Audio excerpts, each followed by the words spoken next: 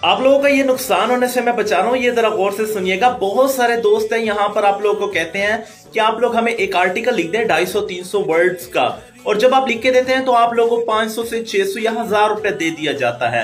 आप लोग बजाय तो खुश हो जाते हैं, लेकिन क्या आप लोग जानते हैं दोस्तों, वही आर्टिकल जब वो अपनी वेबसाइट के ऊपर पोस्ट करता है तो वो कितना कमाता है? वही वेबसाइट के ऊपर जब पोस्ट करता है, अगर वो वायरल हो जाता है तो उसके ऊपर वो 1,000 डॉलर तक भी कमा लेता है। और आमतौर पर देखें तो उसके ऊपर जो क्लिक आते हैं वो बहुत ज्यादा हैवी होते हैं। तो दोस्तों याद रखिएगा, अगर आप लोगों ने सेल ही करना है 400-500 में तो अपनी वेबसाइट बना ले, उसके ऊपर पोस्ट करने।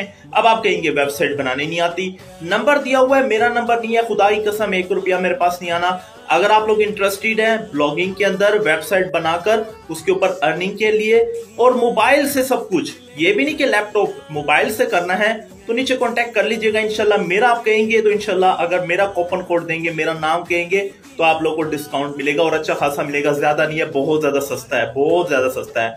आज से शुरुआत करें, डेली बेसिस के उसके ऊपर काम करें, आर्टिकल पोस्ट करें, मोनेटाइज होने के बाद आपकी अर्निंग शुरू हो जाएगी, और अच्छी अर्निंग होगी, ये भी याद